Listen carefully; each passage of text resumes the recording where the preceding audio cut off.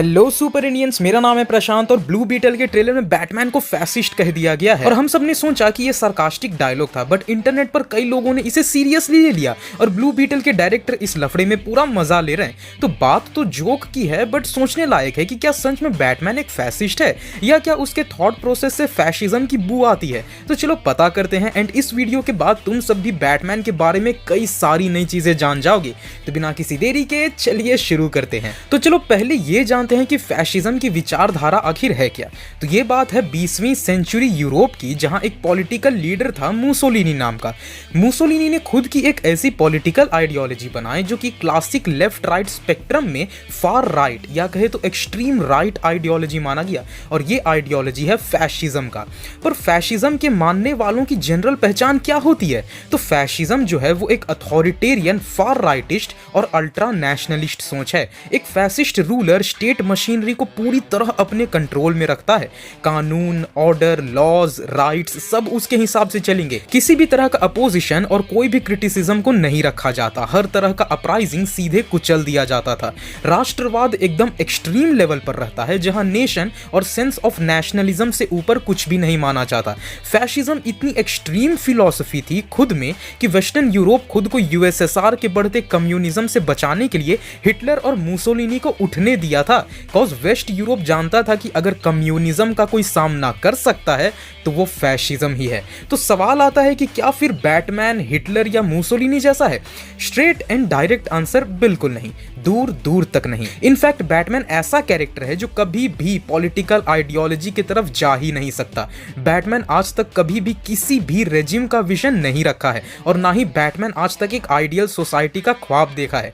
देखो गाइस, हमारे अंदर पॉलिटिकल टेंडेंसीज पैदा होती है जब हम अपने सोच को समाज में रिफ्लेक्ट होते, सच होते देखना चाहते हैं। जब इंसान खुद के विचारों के आधार पर समाज को बदलना चाहे तब पॉलिटिकल विचारधारा पैदा होता है। एंड बैटमैन आज तक कभी भी सोसाइटी को बदलने का नहीं सोचा।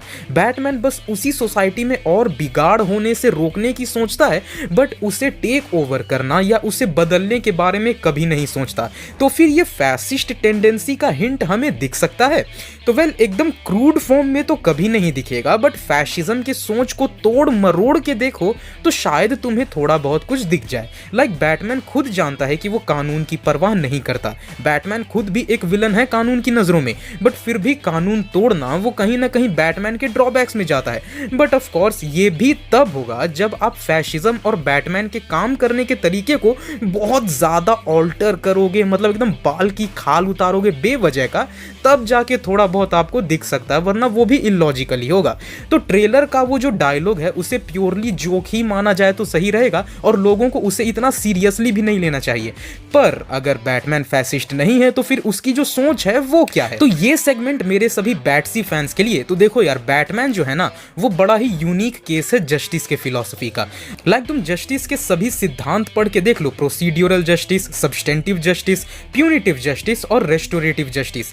बैटमैन की विचारधारा इनमें से किसी में नहीं आती। बैटमैन की जस्टिस बस एक डिटरेंट की तरह काम तो करती है, बट वो पूरी तरह रेट्रिब्यूटिव भी नहीं है। बिकॉज मैंने अपने डेयरडेविल वर्सेस पनिशर आइडियोलॉजी वाले वीडियो में बताया था कि जो पनिशर है वो रेट्रिब्यूटिव जस्टिस को मानता है, तो बैटमैन जो है वो पार्शियल रेट्रिब्यूटिव जस्टिस पे बिलीव करता है, जहां violence as a form of deterrent काम करती है। वहीं बैटमैन ह्यूमैनिटी के हायर विल पर भी बिलीव करता है। देखो, ऐसा माना जाता है कि इंसानों के मोरालिटी को उसके लोअर और अपर विल कंट्रोल करते हैं। जब इंसान अपने लोअर विल पर चलता है तो उसकी मोरालिटी और उसके एक्शंस बहुत ज्यादा सेल्फ सेंटर्ड मोटिव से बंधे होते हैं। वहीं हर इंसान में एक हायर विल, एक अपर विल भी होता है जो उसे बस रियलाइज करने भर की देरी होती है। बैटमैन इस पे बहुत ज्यादा मानता है। तुम्हें वो क्लिप याद होगा जहां बैटमैन जोकर से कहता है कि मैं तुम्हें नहीं मारूंगा और ना ही मैं तुम्हें कभी मारना चाहता हूं, क्योंकि मैं जानता हूं कि तुमने क्या झेला है, पर मैं जानता हूं कि तुम खुद को एक अगर मौका दो तो शायद मैं तुम्हें बदलने में मदद कर सकूं।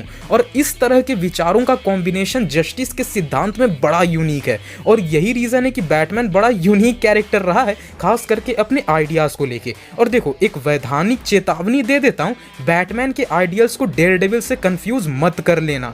डेयरडेविल की सोच में कुछ डिफरेंसेस है जो मैंने उसके वीडियो में बताया है, तो डेयरडेविल और पनिशर के विचार जानने हो तो ऊपर दिए आई बटन पर क्लिक करके वो वीडियो जरूर चेकआउट करना। बाकी ये वीडियो कैसी लगी वो भी कमेंट्स में बताना, और ऐसे ही सुपर ऑसम कंटेंट के लिए सब्सक्राइब टू सुपर इंडिया।